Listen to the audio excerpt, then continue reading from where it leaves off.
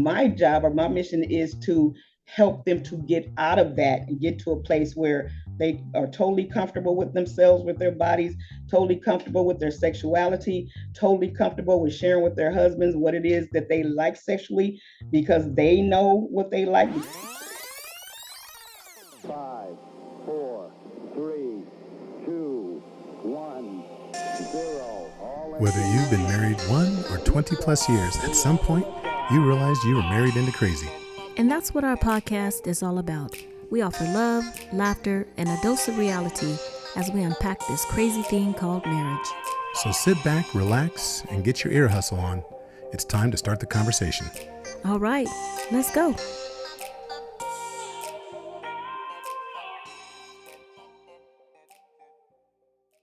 Yo, what's up? It's your boy E.T. Look, if you're looking to or you got to raise the bar on your marriage, you gotta click the link and get into Married into Crazy, y'all. I'm telling you, this coaching is gonna take your relationship to another level. Now look, you already know you need to raise the bar. You know that already. So stop thinking or overthinking. Click that link, and Marriage into Crazy is gonna take you and your spouse to marital bliss. Now you know. Click the button. Let's go. Welcome back to another episode of Married into Crazy with Snooks and Lovey. I'm Lovey. I'm Snooks.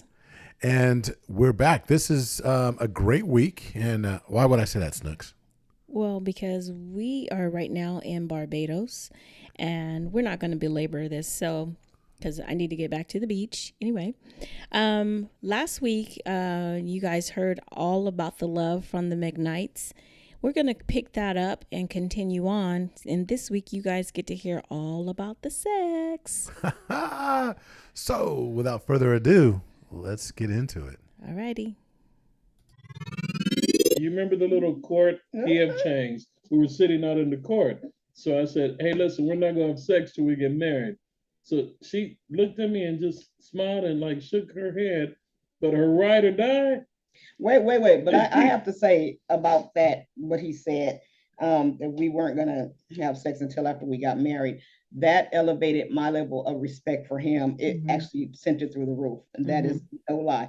I wasn't thinking about it. I know this is what you're going to say. Because me and my girlfriend, we were saying like, you know, we were, before we got together, we were saying it's no way that we would marry nobody we didn't have sex with.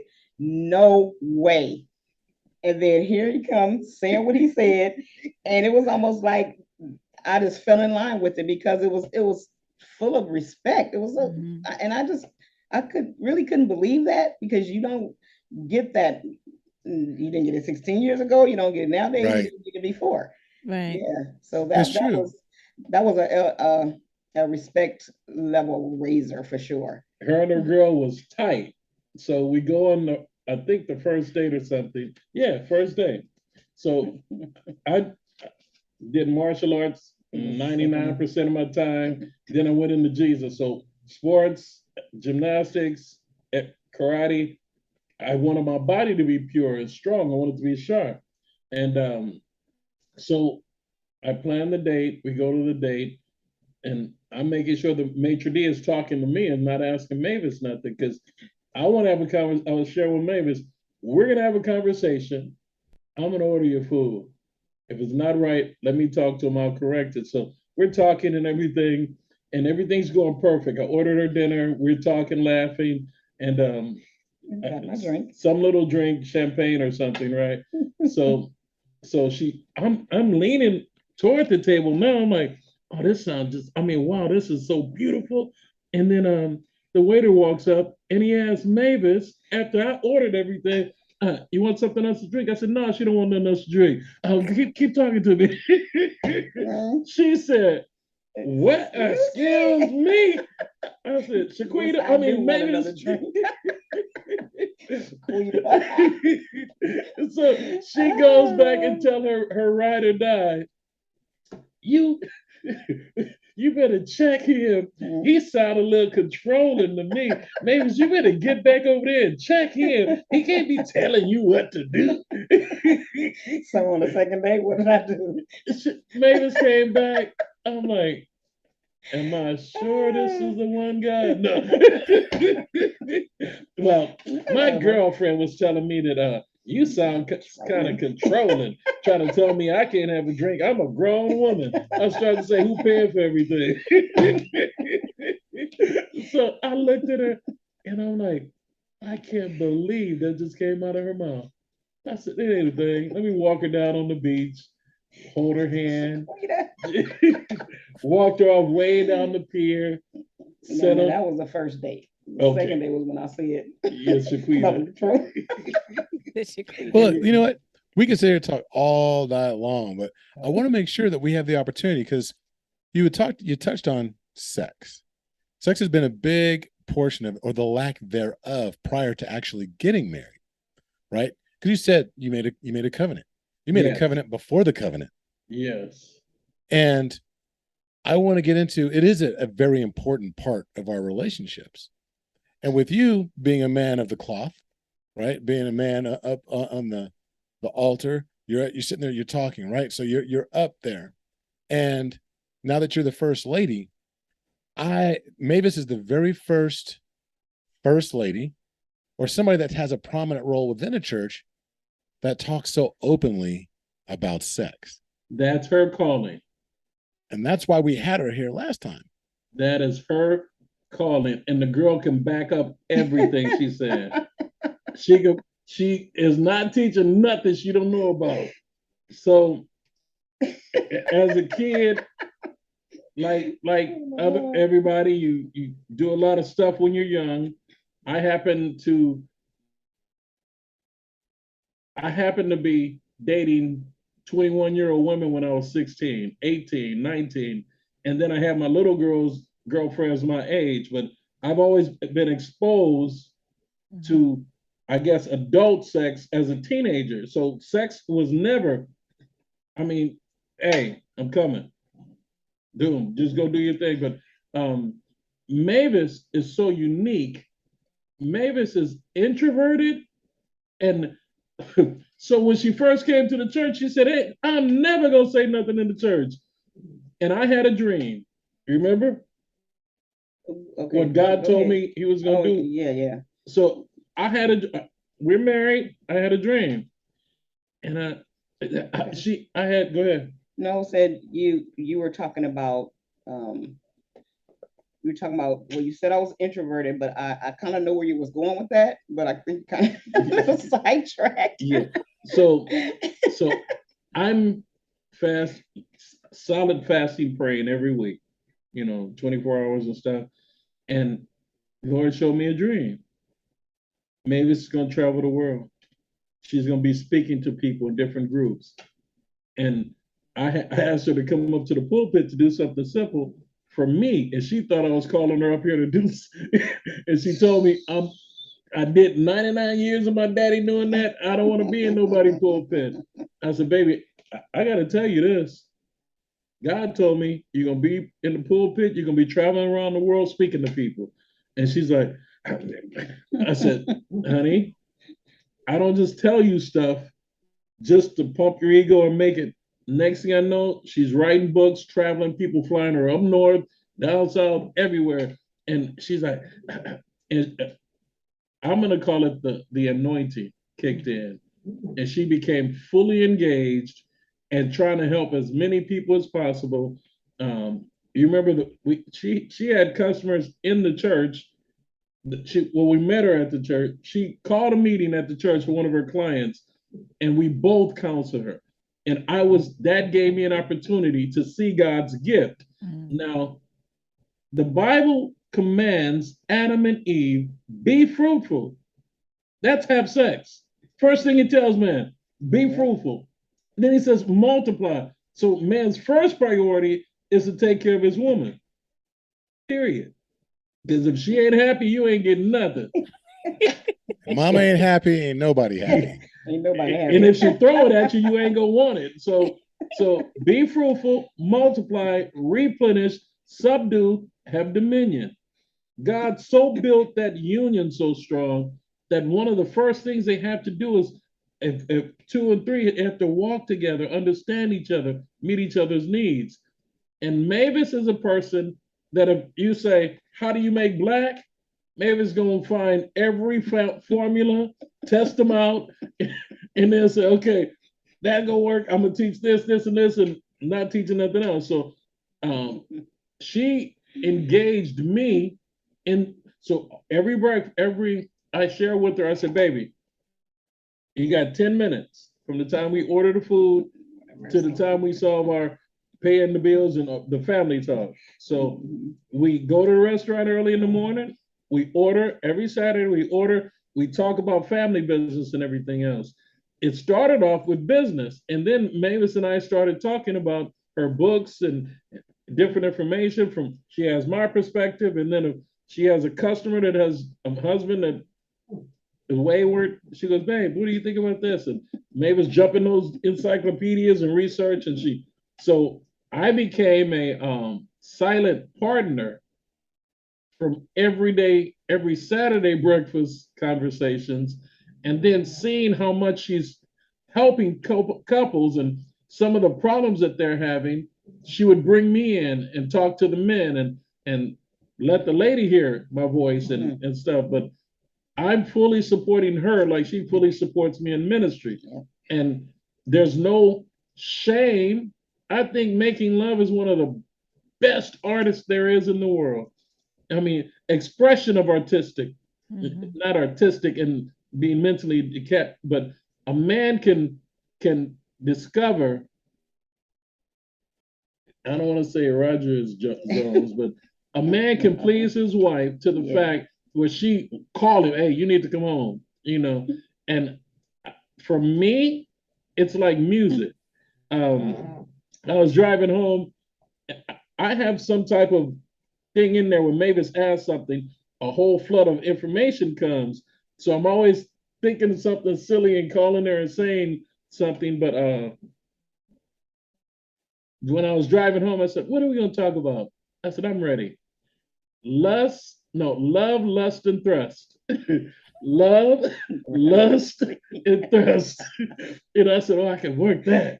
But I'll throw that to Mavis, and she'll go get all the scientific aspects of it, and then can bring it out and make it sound sexy. But that's awesome. What happiness is: love, thrust, and lust, or love, lust,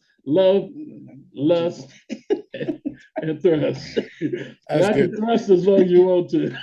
Well, let's do this. I want to give ample time to Mavis to be able to talk about the book. Both of you are authors. You're co-authors of the book, but I know that Mavis spent a lot of time on like the sex tour, and we've had you on the show. We were blessed to be able to come and speak at one of your marriage conferences, and we got to see you in action, and I was just amazed, and we were blessed with your book when it was released. And I'd like for you to talk to about what made you decide to write the book, but what really drove you to really, I know this is an anointing, but what really drove you? What's driving you now to make sure that more and more couples are able to participate, in I guess a higher level of connection when it comes to their sex lives? If I could just throw something in real quick. If you ask Kobe Bryant to teach anybody how to shoot a free throw, he could do it with his eyes closed. Anybody ask Kobe Bryant about his mastery, he can break it down to the simplest terms, and he can demonstrate it. That's what I say about Mavis.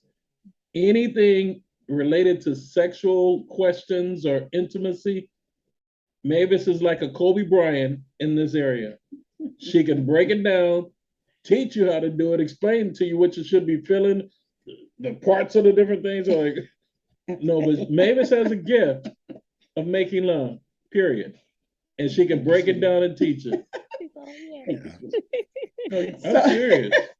So one of the reasons that has come up lately is because it's so enjoyable.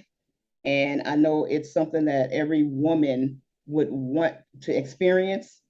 And that's one of the things that drives me more after the call. But the original call, of course, was it was what God told me to do. That and I had thought about, my story and, how people, they always have this other thing that led them to whatever it is that they do. But my story is God led me directly to this message, because I was asking him what is it that you want me to do with these women after we got married, and I knew I didn't know I was gonna be over the women's ministry, but I always wanted to be able to do what God wanted me to do. She didn't want So nothing to do with so I was asking God, like, really sincerely, and I believe if you ask God sincerely what he wants you to do, he is going to tell you. And that's exactly what he did. So he just directed me to that Word of Life bookstore, and it was just one day that I just surrendered, and he directed me to the Word of Life bookstore, directed me to that book, that original book, the Intimate Issues of 21 Questions Christian Women Ask About Sex, because I had no clue about that. I know that that was not my doing, my thinking, or anything like that, because I was not thinking anything about sex. I was thinking about something to do in the church, church wise, teaching wise, Bible wise. But what I did learn is that this is something that I needed to be teaching to the church, because there's so much negativity around it. People have so many hangups about it. People are not super lack of education. People, especially women are not enjoying the sexual relationship like they're supposed to be, or like they deserve to be. And a lot of it I found was not just the woman, but a lot of it is the male ego, because men don't want to learn. They don't want nobody to tell them that you're not doing this right, or this is how I would like you to do that. And then the women, because of all of the negative teaching, they don't even want to think about it, talk about it, or anything else. So they'll never get an opportunity to learn about their bodies, learn what makes them tick, learn what gives them pleasure, so they can share it with their husbands. So those few things there is why I do what I do. Plus, I learned that I've always had an open mind about sex and sexuality. Of course, I didn't learn this till recently, because God showed it to me. Because I asked him, okay, well, I'm not in the same position that a lot of these other women are in that are suffering. So, am I going to be able to share with these ladies? How am I going to talk to them? Because it's better for you to people to be able to relate, that you relate to what other people are going through. And then he just shared with me that, when I was younger and I was searching under the mattress, my parents' mattress, for change, and I found that book, The Joy of Sex, that was my mother's. And he said that the attitude that I took on was not like the pullback and resistance attitude, but it was the open receiving mindset about sex and sexuality. So I was so happy about that, because I was really struggling with that, and I wanted to be able to relate more to the women, but I didn't want to have the struggles, but I needed a way to, relate to the women, or share with the women what it is that, that I was going through, or that my story was, God has showed me. So when he showed me that, just kind of opened it up for me, that I did not have to actually go through what a lot of women have gone through.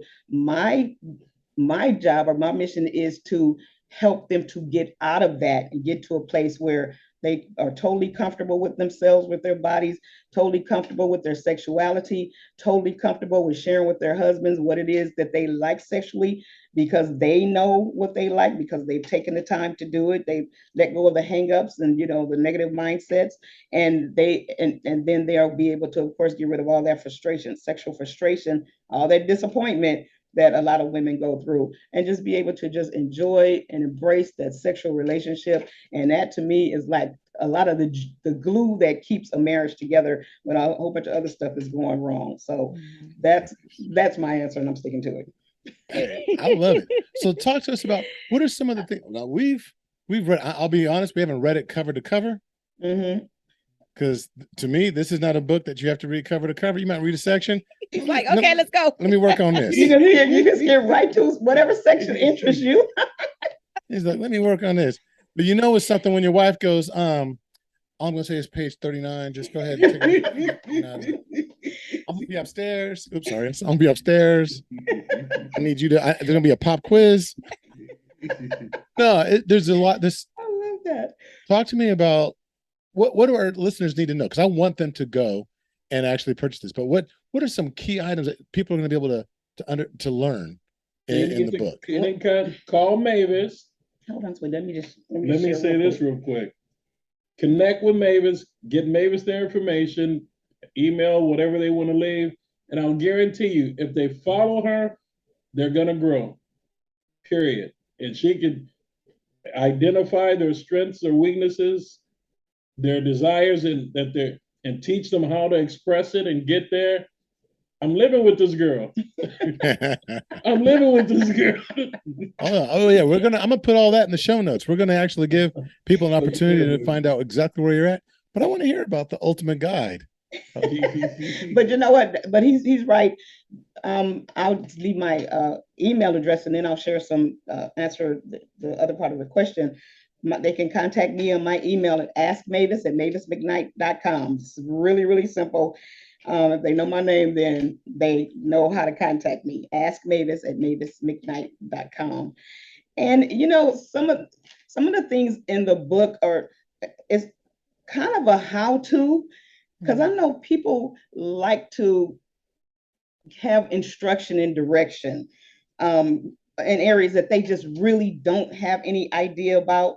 And the way that we structured it was to kind of make it kind of fun, and like the opening story, you know, is about a treasure hunt, you know, to kind of get people like acclimated to her, to try to get people like in a certain sexy mindset, right, and to see themselves there, and then to see that, oh, this is something that we can try. Because, you know, we did the review, that was one of the things that one of the reviewers said. We're like, I could see myself in that story, and the husband was like, yeah, now I want to try that with my wife. Mm-hmm. So it's just some suggestions on what people can do. It's also education about the body, about a woman's body, because that's really good. That is, like I said, that is probably the number one hang up with church people, because we're taught, oh, you know, that's a sin for you to touch yourself, and that's a sin for you to explore. And I say explore, not touch yourself. It's exploring your body, getting to know what's down there that God created, that he designed, that he put down there for your absolute pleasure. So that's the way that I like to share it. You're exploring, some exploration exercises in there. There are some hot tips in there, step-by-step instructions in detail on what the husband can do for the wife and what the wife can do for the husband. Mm-hmm. So, and like you said, you can just open it up to a chapter, go to the table of contents and look and see what interests you, and say, oh yeah, that's on page 75. Oh, I don't have to go there, and I can just go straight there, and right, you can look at it, you can read it, you guys can read it together. Mm-hmm. And the other thing, the sections of sex for her and sex for him. Mm-hmm. The sex for her, the husband, we didn't put this instruction in there, but this is something that I want to share. The husband should read the sex for her, right, section to the wife, and then the wife should read the section, the sex for him section. Mm-hmm. That way, if you're reading it, you can take in exactly what you're reading. Then it's teaching you, because if you're listening to somebody read it to you, you know, your mind can go here, there, you can start to wonder, you can get uninterested or whatever. But if you're reading that section about what you can do for your wife, or reading that section about what you can do for your husband, you'll be more engaged in the information, and then you'll be more likely to take that information in and really make it a part of you. So those are some of the things that are in the book. So what I really think is I really love, first of all, that you guys did it together. And one thing that I want to say too is I want people to hear what you're saying. It's not saying that, oh, if you have this book, then that means that, you know, he's not doing it right or she's not doing it right. We need to get out of our egos ourselves, you know, and say, okay, you know, I might be bomb, but maybe, you know, what else is there? You know, maybe there's some other tricks that I don't know. Mm-hmm. Never have the attitude that you know every single thing about sex. I don't care how great it is, but everyone, we're always learning. And so we should take the same attitude about our sexual life. Absolutely. If I can keep learning in this area, I can keep learning when it comes to my sexual, our sexual life too. So I think it's important that it's a together book. It's not just, okay, girl, you need to go read this and you work on you, No, it's a us thing. It is not about because you it's not about you bringing your ego to the bedroom. I like that you made that point, Mavis, because there are times where, and I always tell Lovey, I'm just gonna pick on the guys, there are times where, because you hear more from the male perspective, like, oh yeah, I blew her back out, or exactly. knocked them knees, Throw that thing up. Yeah. all exactly. Okay.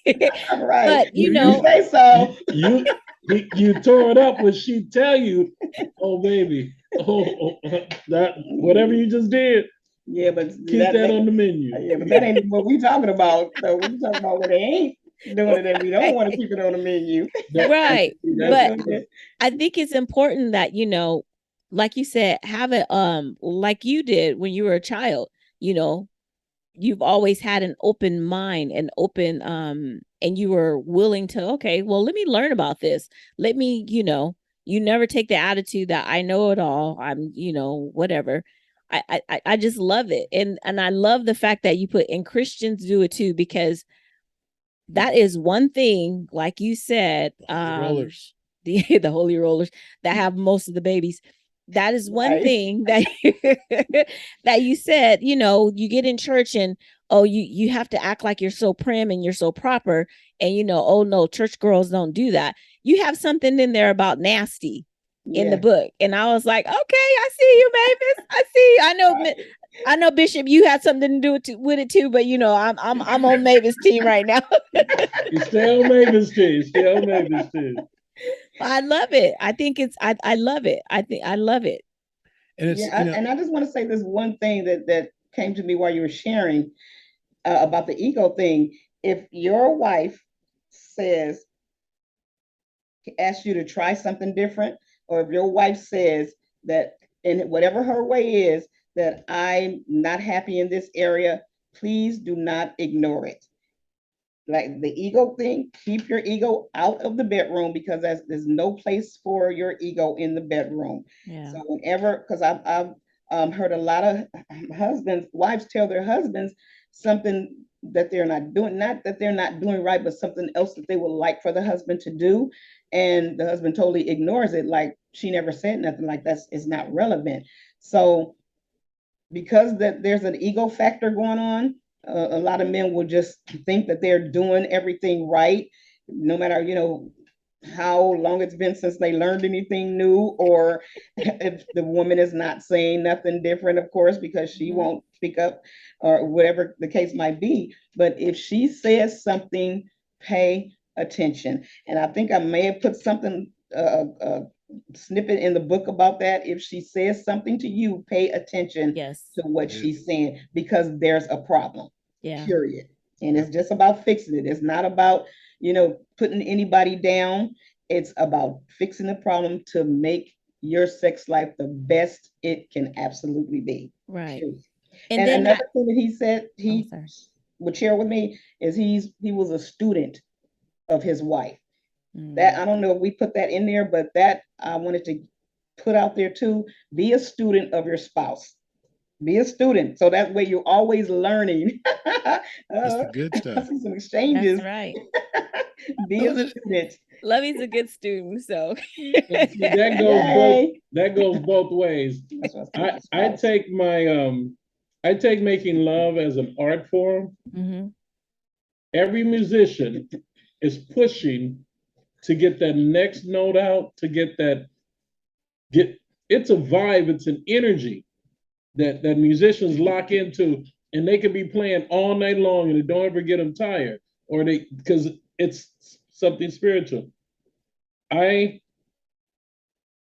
a photographer. I produce videos. And I think the pornography world has stolen a gift that God gave to us, polluted it, had teenagers go out experimenting, playing with stuff, end up pregnant. Nobody ever gets to those sensitive parts of a female's body and seek to master it. I say she's gonna climax at least 2 times tonight. That's my goal. And if I set a goal for 3, I'm going after 3. So whatever it takes to give her pleasure, I don't want to say you have to get in. I get in my wife's head and I search for her desires. And I'm whispering in her ear and I'm listening to her and how that feel. You like that? And I think the teaching that a woman has to do has to be so subtle, because a man's ego can get broke real quick, and his erection and everything, he can't fake it. A woman has to be. So if I wasn't a preacher, I'd be producing Christian sex videos, period. Because there's so much I know that she knows that she could teach. And then from my perspective, from a male, there's ways, and not every woman's body is as sensitive as other bodies are. So you could drive 5 different cars, all of them you got to dress differently. So every man has to know what the Bible says. He got to get to know his wife. He's got to know when she's feeling good, when she's feeling bad. He's got to know how to get her to laugh. It's an energy, it's a flow, and it's a lust and a thrust. And one thing too that I wanted to share that I love about him is because when we get into our sexual experience, he is fully present, like always fully present. And that, I think that is one of the best things that men could do. They could, try to do that, whatever it takes for them to do that, to be fully present, not thinking about how long nothing is taken, not thinking about, what does she want me to do next? Whatever the thoughts are, because I really don't know what the thoughts are, but just be fully present, because when you're fully present, and that also goes for the female, especially for the female, but just be fully present, because when you're fully present, your spouse knows when you're present, and they know when you're not present. And being present is one of the most beautiful things that helps you to connect, helps you to bond, helps you to relax, and to be able to enjoy and receive all the pleasure that's going to come from that sexual experience. And what's your sex talk? What does your wife need to hear to get her in the right place where she's getting the maximum pleasure out of both your conversation and your physical touch, regardless what you're touching her with? A man has to realize that I don't need to do nothing with my penis until my wife is satisfied. And once she's in the right place, everything goes so smooth. And she go unlock that lock like, I've been waiting to give you this. Preach. Like, can you remember to do that again next time? And the answer is, can you do what you did to get her there? Because that's the learning lesson. Yeah. Right. I have to know what road to take, when to stop, when to press, when the lick, when to kiss, when to touch, when to bite. The women dictates her, I shouldn't say her mind, because they don't have to talk. You can literally tune into their body so much that you know where your hands need to be, you know where your tongue needs to be, you know where your kisses need to be. And a woman is like music. You better pay attention to every moan and tone and every release of the body. And they spreading their legs, they closing their legs, they listen and feel. You don't have to talk, just listen and feel, And I think men have to tune into the woman and forget about their personal pleasure and tune into the woman. A woman can make love 19 times, a man may do it 2 or 3. So if you realize that the equation, I'm gonna get her satisfied, and I'm gonna get everything I want. You know, what you're talking to is both of you. I think is the Can you speak highest up just a little level. bit? A little bit louder. Yeah. Oh, sorry, the microphone was far away. What you two are speaking to, That's not it. He was trying to get his Barry White voice on. He's getting ready. He trying to practice, girl. Let her practice. come on now. You know, I used You're to supposed to say, talk big, daddy. Talk. No, but what I was gonna say was, you're talking about servant leadership, you know, Absolutely. in the bedroom. Yes. That's perfectly said. That's absolutely what it is. Absolutely. That's so good. Because that's We want to it. lead. Church people understand that term. You know what I mean? Yes. Right. Yeah. And if Yeah. you want to lead in the bedroom, you have to That's good. serve. I think they got to get their mind off church. I mean, yeah, that too, but I'm just saying, you know, Let how me you gotta finish my like statement. walk into it in a way, you Get know. get the mind off church and get onto the squirt. Look, or you get into that one chapter, was it Deuteronomy, where everybody begetting and so beget and beget and beget and beget. Matthew. Yep. So if you're gonna think about church, think about Getting. that. But look, I want to say something just real quick though, kind of just piggybacking on something that Mavis, you made a great point about the woman being able to talk to the man about what it is that she wants. You know, you said, well, if it's a problem, then just fix the problem right then and there. And immediately I thought about, because if you don't fix the problem right then and there, then that problem is going to become a different problem outside of the bedroom. Mhm. Now we're going to be dealing with other issues, you know, because now if I hurt your ego, or you got upset because now we're not communicating. Now we're frustrated. Both of us are frustrated, and we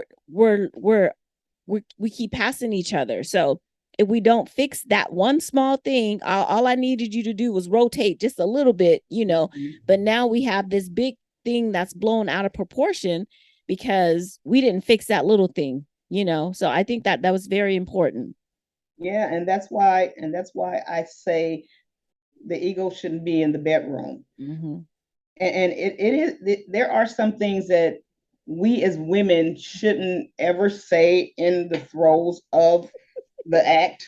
There definitely are some things that we shouldn't ever say, and we should be discerning enough to, you know, understand that, you know, okay, I can't say that right now, but later on, at, you know, when you get away from the bedroom, away from the house, you know, just out driving or whatever, you can have a conversation about it. Mm-hmm. And, you know, we also share how to have a right conversation, you know, Right. people's feelings aren't hurt.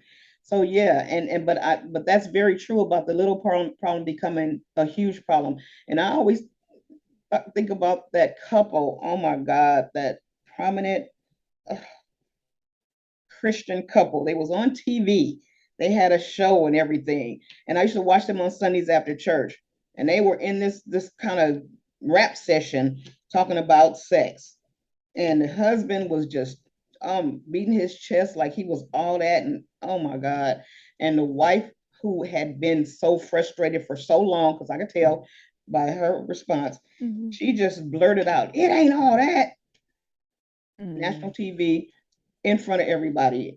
And I was just like, oh my gosh, she ain't right. Because she never said nothing, never had that conversation with him. Mm-hmm. So how's he gonna know that he ain't all that?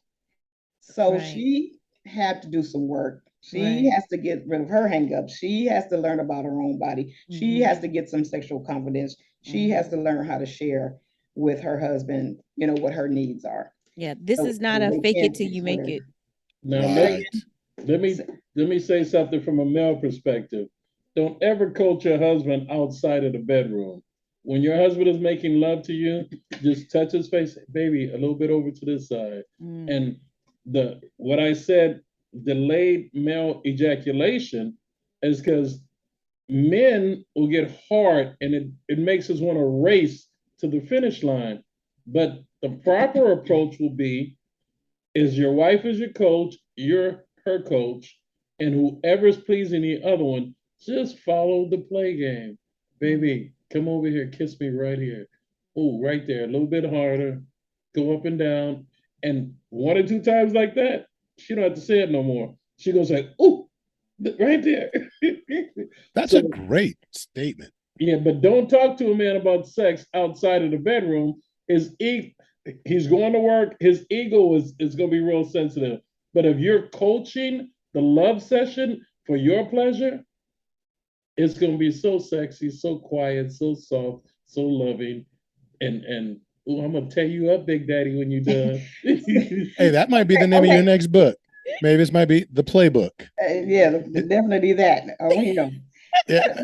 Let me just share this, okay? And I love that perspective from you, from a male's perspective.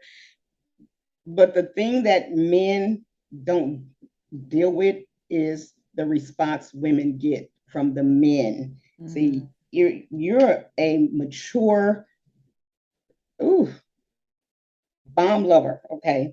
You're a mature man.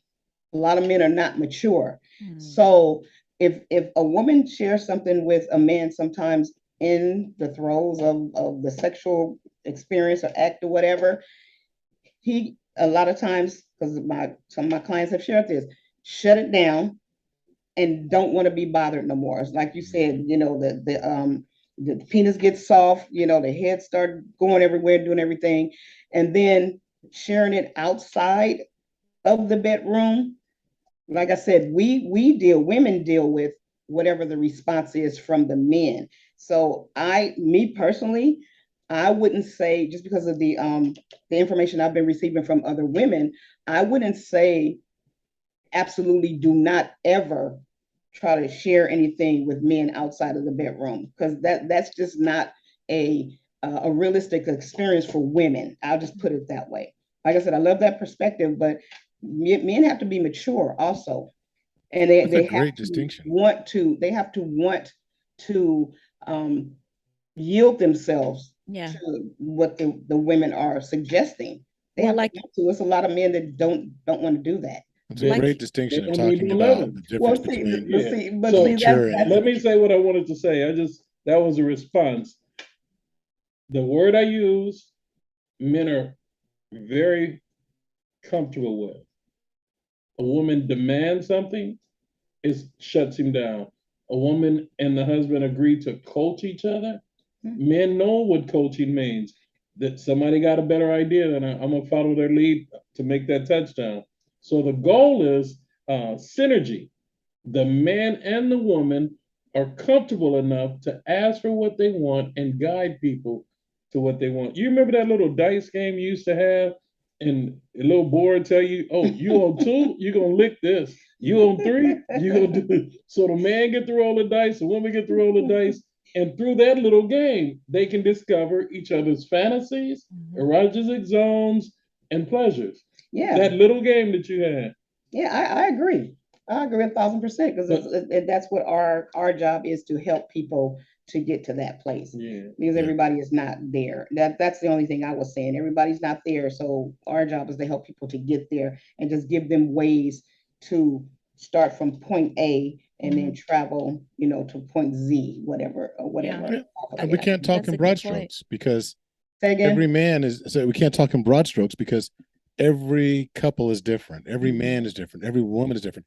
And if you truly are having some challenges, one of the things that we're going to ask you to do is to really go to Ask Mavis at MavisMcKnight.com. And the nice thing is you're hearing this now, and it's going to be in the show notes to where you can actually click on the link. But what you're going to want to do is, you know, in the confines of the email, you can reach out, talk to each other, and then set up an opportunity to maybe get some coaching virtually with Mavis directly. She is a certified sex coach. Absolutely. She is an author. She's an expert that travels the United States giving these talks and helping couples. Not saying, hey, you're bad at this. Everybody, look, I'm going to tell you right now, there's a destination that we all want to get to when it comes to our sexuality with our spouse. Mm-hmm. There's nothing wrong with getting different directions. You can arrive at the same destination 20 different ways. Absolutely. And it doesn't mean that you have to drive the same way every single time. Sometimes you just need a coach to help you discover these other pathways to get to that destination. And I want to say that Mavis McKnight and her coaching is going to get you there. And the book that we've been talking about tonight, you have to go and get. We'll give a link to the site as well. And you can or you can just email Mavis and ask, hey, how do I get there? But we're going to put that in the show notes. We want to be respectful of your time. Okay. And this was a lot of fun. Yeah. It's always a good time with you two. Yeah. Always. I love it. Yes. So we're going to close it out this evening. And like we always say, until the next time, be blessed. Bye-bye. All right. Bless it. Bye-bye.